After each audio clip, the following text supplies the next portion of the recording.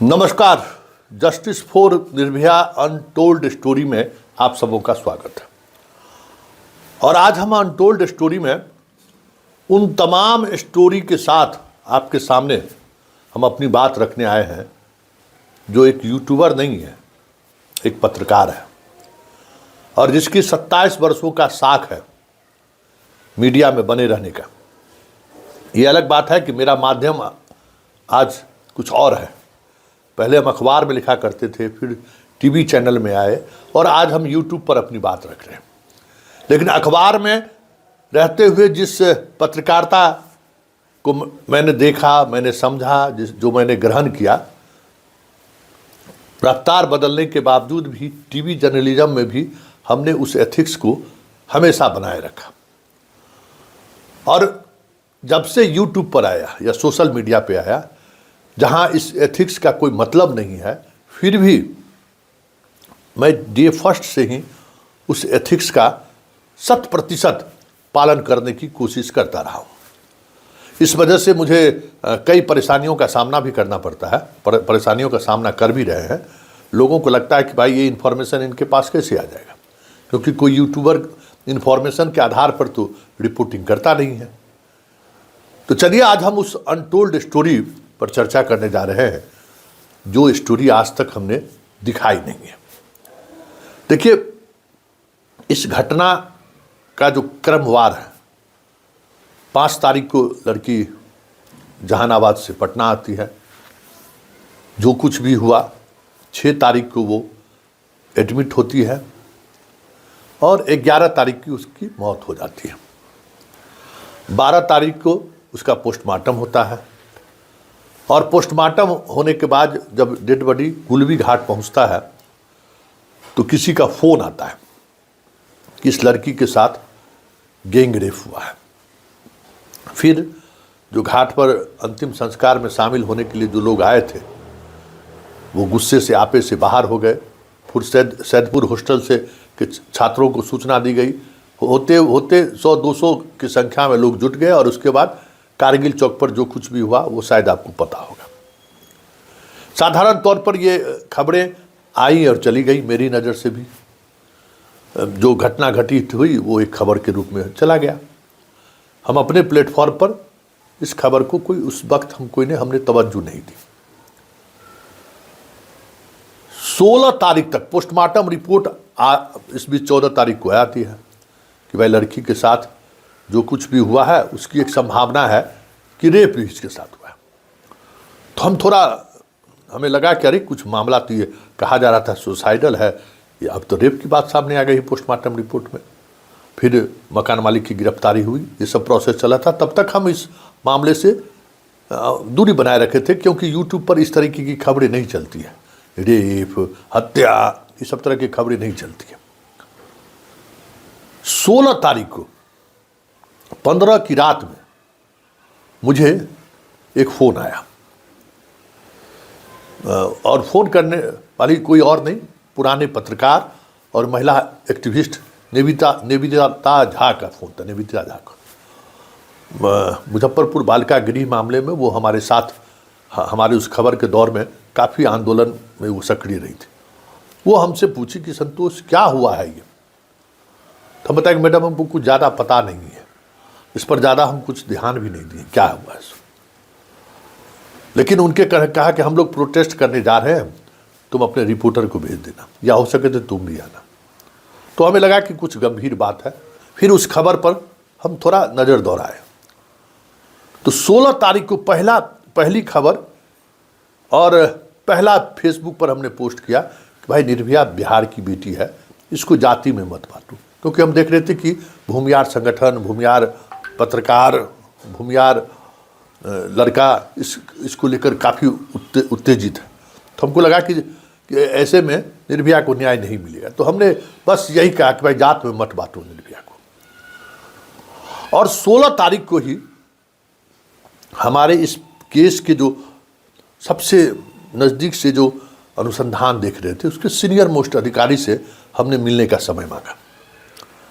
वो शाम के समय मुझे मिलने का समय दिया और पूरे घटनाक्रम में अभी तक जो कुछ भी सामने आया हमने उनसे हमारी उनकी चर्चा के दौरान ये चीज़ें सामने आई कि लड़की 5 तारीख को घर से चलती है, मखदुमपुर स्टेशन पर वो चढ़ती है। अनटोल्ड स्टोरी की शुरुआत अब हम यहीं से करते हैं कि वो जहानाबाद स्टेशन पर नहीं चढ़ती है, मखदुमपुर स्टेशन पर चलती है, जहां माँ और दादी उसको छोड़ने के लिए पहुंचते हैं। और जहानाबाद जो होल्ट है, एक स्टेशन है, कोर्ट कचहरी स्टेशन है, वहाँ पर पिता उसके मौजूद रहते हैं, जो उनको 11,000 रुपया देती है बेटे को, और एक पैरासीटामोल का एक पत्ता उनको दे देते हैं। पैरासीटामोल का पत्ता उन्होंने क्यों दिया नहीं दिया, ये आज भी स्वाभाविक तौर पर लड़कियों के सर दर्द इधर उधर होते रहता है तो पैरासीटामोल लेती होंगी। वहाँ से वो पटना पहुँचती है, पूरा सीसीटीवी सीक्वेंस, क्योंकि मेरा पहला सवाल अनुसंधानकर्ता से यही था कि सीसीटीवी लगा हुआ था, तो बोले हाँ, क्या है सीसीटीवी में? तो सीसीटीवी में कोई भी व्यक्ति का एंट्री नहीं है। हम कह आप लोग बढ़िया से देखें, कहा कि 4 टीम हम लोग बैठ कर दिखाए हैं, कुछ भी नहीं हुआ है पटना में। पटना जंक्शन से उतरते हुए यहाँ तक कि सारी फुटेज है, 40 कैमरा का फुटेज है। तो हमने कहा कि मीडिया वाला चला रहा है कि पीछे से उसके मकान मालिक का एक अलग रास्ता है। कहा कि नहीं, ये सारी चीज़ें भ्रामक है। हमको खबर चला रहा है कि कुछ देर का वीडियो गायब है, 2 घंटे का, तो नहीं, ये भी गलत है, पूरी स्टोरी है। उसके बाद उन्होंने बताया कि पूरे हम के लिए CDR वगैरह निकाले हैं क्या? तो हाँ, CDR भी निकाले हैं।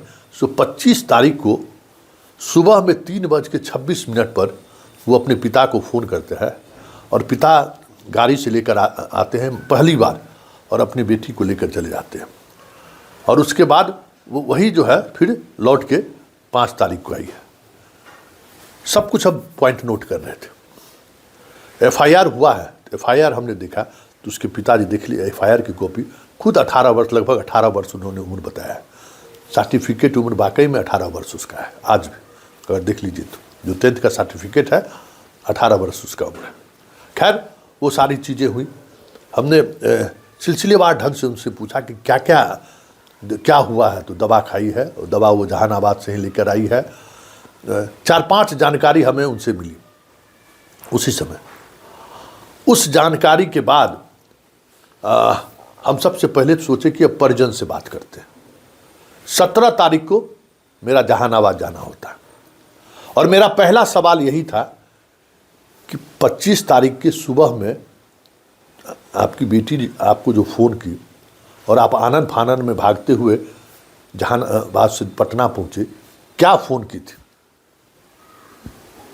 वो डिनाई कर गए कि नहीं, ऐसा कोई फ़ोन नहीं आया था। क्या पिट्ठा उठा बनाई थी, उसी को लेकर गए थे, गाड़ी जा रहा था, और माँ गई, आने की इच्छा जाहिर की, तो हम लोग लेकर चले आए। फिर हमने पूछा कि आपके घर में ये दवा जो मिली है, आपके घर में कौन दवा ये खाता है? क्योंकि ये दवा जो है, इसका पेमेंट जो है आपकी बेटी के वॉलेट से हुआ है, 370 रुपया। आपे से बाहर हो गए, क्योंकि गलत बात आप करते रहते हैं। ये पुलिस वहाँ दवा रख दी है, किसी ने ये दवा कहाँ से आ गया? हम लोग वहाँ थे, कोई नहीं, ज़बरदस्ती पुलिस रख दिया। तो हम कहते 9 तारीख को FIR क्यों किए आप, जब आपको 6 तारीख को? हाँ, आपको संस्थान वाला फ़ोन किया था? तो नहीं। हम कहते देखिए, इतना बज के इतना मिनट पर आपसे बातचीत हुई है, हम डायरी में मेरा सब कुछ नोट था। मतलब अब और वो गुस्से से बाहर हो गए। हम कहते गुस्सा नहीं, देखिए आप ये अगर इस चीज़ में आप सहयोग कीजिएगा तो पुलिस को कटघरे खड़े करने में आसान होगा, पुलिस से सवाल तब किया जाएगा। नहीं, कुछ भी नहीं। दवा लिए तो नहीं। हम के लिए एक चीज़ बताइए कि आपका बेटा 31 तारीख को गांव छोड़ता है, आरा जाता है, और जब आपकी बेटी लौटती है 5 तारीख को, तब वो फिर आता है। क्या भाई बहन में कुछ झगड़ा हुआ था क्या? तब तो समझिए कि ऐसा वो आदमी विस्फोट हुआ कि लगा जैसे जान ही ले लेगा। खैर, स्वाभाविक तौर पर बेटी दुनिया से चली गई थी तो गुस्सा उनका स्वाभाविक था।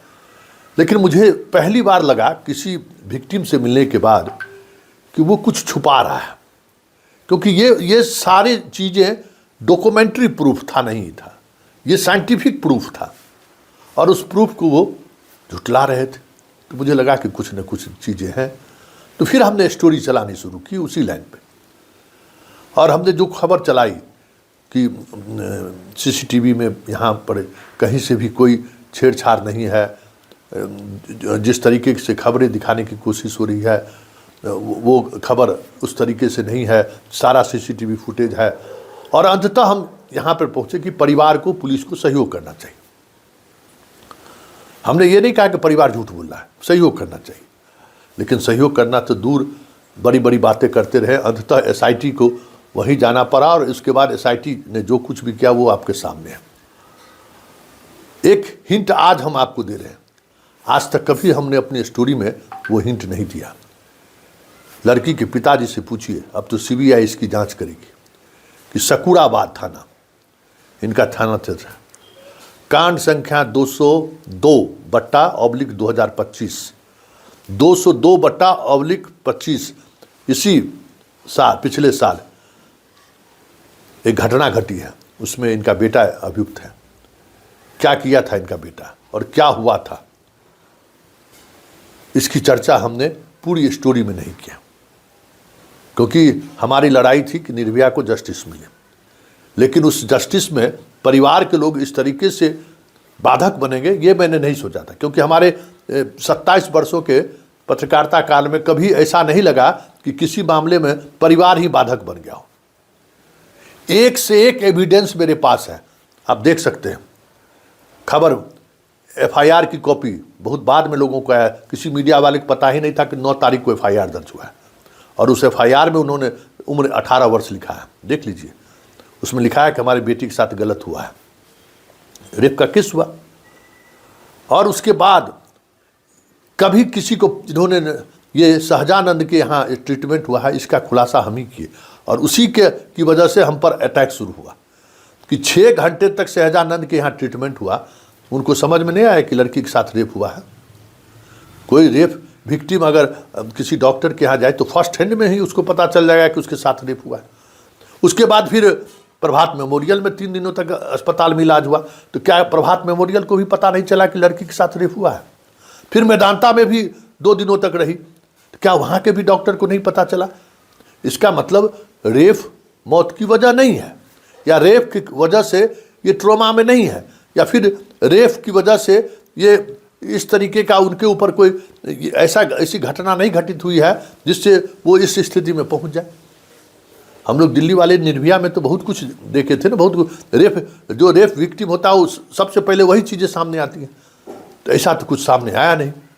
तो फिर ये चीज़ें चली हुई कैसे, ये एक बड़ा सवाल है। और इन्हीं सवालों के सहारे हम आगे बढ़ते गए। आप एक एविडेंस देख लीजिए। ये शुरू से कहते रहे कि हम कपड़ा नहीं लिए हैं, डीजीपी तक के लिख के दिए। देख लीजिए ये एविडेंस, कपड़ा, ये लड़की का देख लीजिए आप, मोबाइल का चैट देख लीजिए। कई साक्ष्य हम आपको अपने स्क्रीन पर दिखा रहे हैं। तो ये साक्ष्य हम इसलिए दिखाने में हमने सोचा और हमने दिखाया, इन चीज़ों को आप समझिए कि मेन एक्सट्रीम मीडिया में रहे हुए लोगों का एक नेटवर्क होता है। पुलिस हमसे भी मदद लेती है, पुलिस को हम लोग भी मदद करते हैं और उसी के सहारे रिश्ता बनता है। तो ये सब तरीके की चीज़ें एविडेंस के, किसी चैनल ने भी, किसी मीडिया हाउस या किसी चैनल ने, किसी यूट्यूबर्स ने इतने एविडेंस नहीं दिखाए होंगे जितना एविडेंस हमने दिखाया। कपड़ा के बारे में हमने चलाया कि आप देखें एविडेंस, इनके पिताजी 9:38 पर 6 तारीख को ही रिसीव किया इन्होंने, कह दिया कि रिसीव ही नहीं किया। तो ये सारी चीज़ें एविडेंस के तौर पर हमने प्रस्तुत किया। और अब हम पर सवाल उठता है कि पुलिस पर आप क्यों नहीं सवाल खड़े किए, क्योंकि हम तो इस स्टोरी में उतरे ही मैदान में हैं 18 तारीख को। 17 तारीख को जब हम उनके परिवार से, 16 तारीख को हमने कहा कि जात में मत बांटो, 17 तारीख को मैं जहानाबाद गया और 18 तारीख को मैं इस स्टोरी में उतरा। तब तक तो पुलिस के जितने भी ओपिनियन आने थे, पुलिस की जितनी भी गलतियां आनी थी, सारी खबर सब पब्लिक के बीच में था। मुझे तो जो खबर है ये आप तक पहुंचानी थी कि देखिए खबर क्या है। लड़की जो आई है, एक सीसीटीवी फुटेज में कहीं कोई कहीं कोई उस घर में प्रवेश ही नहीं किया। आज एसआईटी की यही रिपोर्ट है, सीबीआई भी आ रही है। तो आप गॉसिप कर सकते हैं, हम गॉसिप नहीं कर सकते। आप टीआरपी के लिए या व्यूज के लिए आप कुछ से कुछ सलाह सकते हैं कि रसूखदार लोग हैं, फलाना का बेटा हो सकता है। अब चलाने वाला तो भाई यहाँ तक चला दिया कि निशांत का भी टेस्ट करा लीजिए, मुख्यमंत्री का बेटा। ये हम चला नहीं सकते, चाहे हमको व्यूज मिले या नहीं मिले। मेरे पास जो तथ्य थे, हमने उस तथ्य को आपके सामने रखा कि आखिर हुआ क्या। और उस अनटोल्ड स्टोरी में जो 3-4 पॉइंट आज भी हम आपको कह रहे हैं, जो निर्भया की न्याय की लड़ाई में महत्वपूर्ण एविडेंस साबित हो सकता है, वो है शकूराबाद थाना कांड संख्या 202/25। उसमें विक्टिम के भाई पर क्या आरोप है और आरोप लगाने वाली कौन है, जरा पता कर लीजिए। आप पता करिए कि 31 दिसंबर से लेके 5 जनवरी तक, जब तक बेटी पटना नहीं आती है, तब तक ये जिसका भाई है वो आरा में क्या कर रहा था, अपना ससुराल क्यों भाग कर गया था।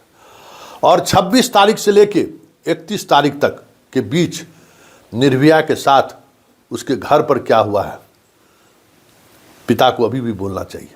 क्या घटना घटित हुई जो बेटा उनका भाग गया, क्यों गया था। उन्होंने इस बात को भी छुपाया है, इस बात को भी छुपाया है। इसलिए कई ऐसी चीज़ें हैं जिसको ये बार बार छुपाते रहे। इस वजह से अनुसंधान एक जगह आकर ठहर सी गई है। बहुत अच्छा है, सीबीआई को दे दिया गया। लेकिन दिल्ली में जो इनका इसके साथ निर्भया के साथ जो लड़का पढ़ता था पटना में, जिससे 30 नवंबर के बाद बातचीत बंद है, कौन है वो लड़का? कौन है वो लड़का जिससे निर्भया की रोजाना बातचीत होती थी देर रात तक? लेकिन 30 नवंबर के बाद विवाद होता है और अंततः 25 दिसंबर को भी अपनी माँ को फ़ोन करता है, फ़ोन करती है कि भाई हमको क्या हुआ। ऐसे ढेरों सवाल थे, लेकिन हम उन सवालों को इस अनुसंधान के दौरान उठाकर हम निर्भया के चरित्र पर सवाल खड़ा नहीं करना चाहते थे।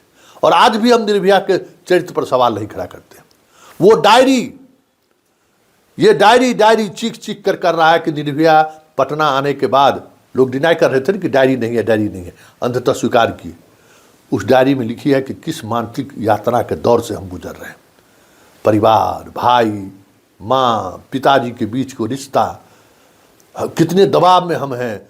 3 वर्षों से हम पटना में हैं, लेकिन नीट की तैयारी की शुरुआत भी नहीं कर पाए।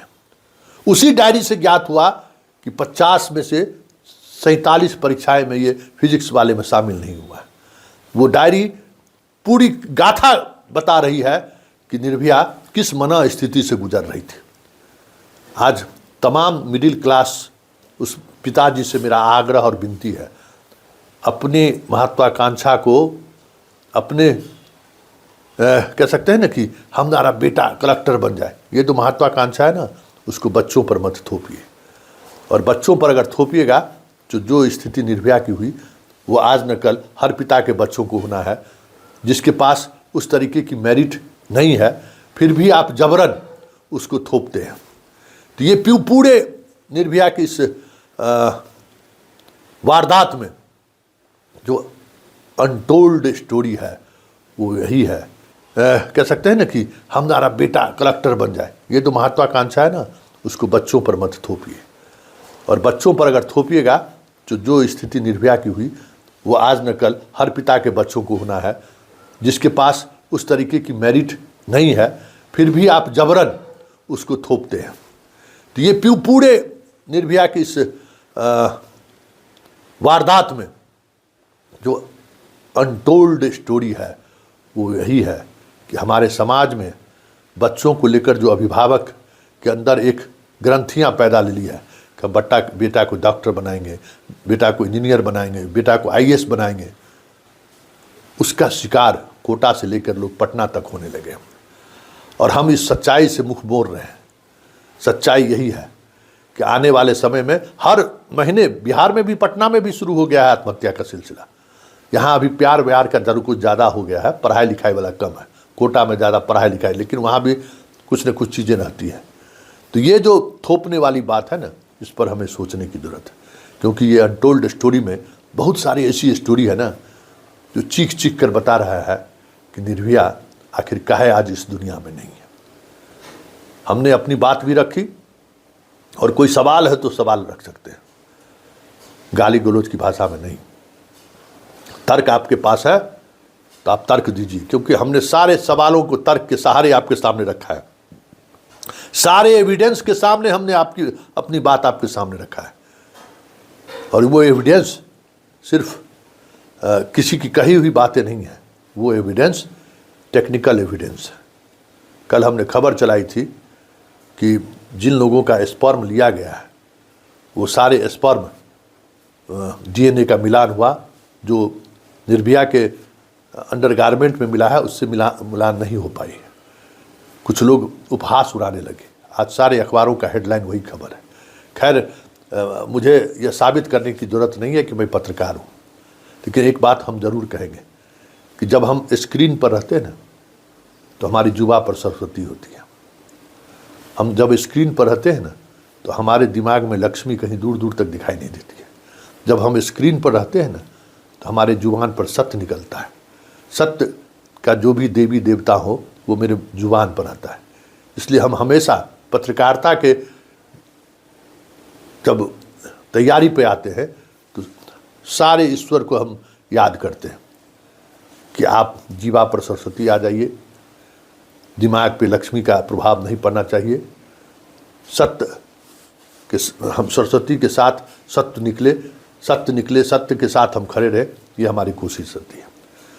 अनटोल्ड स्टोरी के निर्भया के मामले में और कोई भी एविडेंस अगर आपके पास हो, एविडेंस पप्पू यादव जैसे भाषण नहीं, एविडेंस कोई हो तो आप दीजिए, हम उस एविडेंस के साथ आगे खबर चलाने को तैयार हैं।